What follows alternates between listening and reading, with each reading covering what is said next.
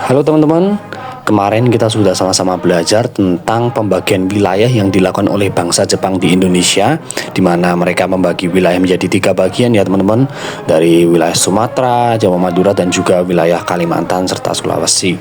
Lalu, sekarang kita akan sama-sama belajar tentang kebijakan bangsa Jepang nih. Nah, Jepang ini berusaha untuk mengendalikan berbagai aspek kehidupan di negara Indonesia seperti sosial, ekonomi, budaya, dan juga militer. Tentunya setiap kebijakan ini mereka lakukan untuk kepentingan bangsa Jepang itu sendiri, teman-teman. Dan tentunya setiap kebijakan yang bangsa Jepang lakukan ini memiliki dampak bagi bangsa Indonesia atau bangsa Jepang itu sendiri. Nah, tentunya dampak yang dirasakan oleh bangsa Indonesia sendiri juga bukan hanya sebatas dampak negatif saja, tapi juga ada dampak positifnya. Di video kali ini kita akan sama-sama belajar teman-teman tentang kebijakan bangsa Jepang di Indonesia. Yang pertama adalah di bidang sosial, di mana bangsa Jepang melakukan pengerahan romusa, di mana romusa sendiri merupakan para pekerja paksa yang mereka sendiri harus melakukan pekerjaan sesuai dengan kemauan bangsa Jepang tanpa diberikan upah. Bangsa Jepang juga melakukan penghapusan budaya barat yang ada di Indonesia, serta menggantikannya dengan pengenalan budaya-budaya Jepang. Lalu juga bangsa Jepang melakukan pemilihan Jugun Ianfu, di mana Jugun Ianfu sendiri merupakan wanita-wanita penghibur yang Jepang inginkan mereka dapat menghibur tentara-tentara Jepang yang pada saat itu sedang berperang.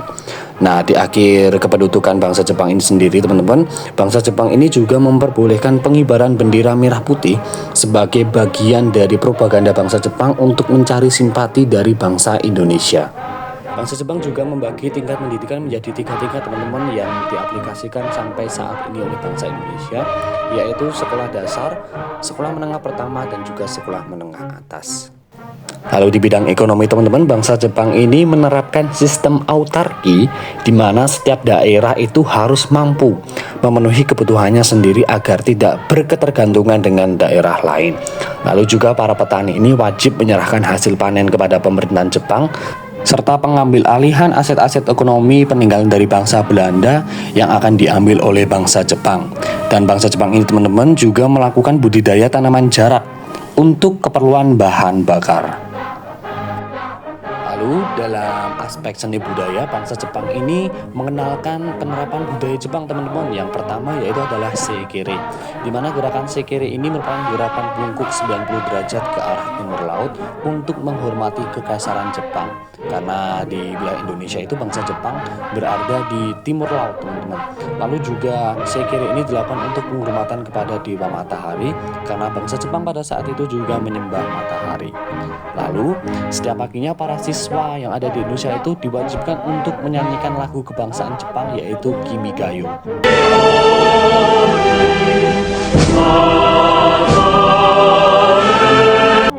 Lalu juga diwajibkan untuk menghormati bendera Jepang, yaitu bendera Hinomaru.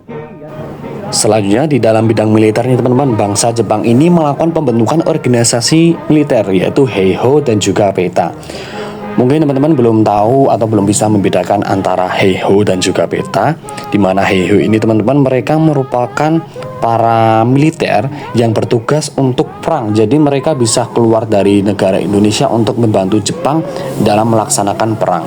Lalu untuk Peta sendiri, mereka difokuskan untuk menjaga dalam negeri dari serangan-serangan bangsa asing. Lalu bangsa Jepang juga membentuk organisasi semi militer, yaitu Shinindan, Fujinkai, dan juga Keibodan, di mana Fujinkai sendiri ini merupakan organisasi militer wanita yang dibentuk oleh Jepang di Indonesia.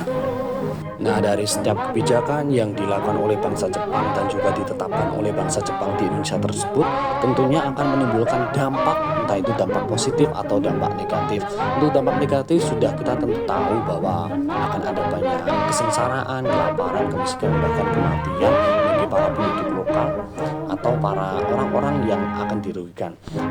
Untuk dampak positifnya sendiri, bangsa Indonesia ini mereka merasa termotivasi oleh bangsa Jepang karena mereka melihat bahwa orang Asia sendiri itu juga mampu mengalahkan bangsa-bangsa Eropa. Serta hal ini membuat bangsa Indonesia termotivasi untuk mempertahankan kemerdekaan Indonesia pada tahun 1945 sampai 1949. Nah, itu saja teman-teman, setiap kebijakan-kebijakan dari bangsa Jepang dan juga dampak-dampak dari kebijakan bangsa Jepang. See you di next video. Terima kasih.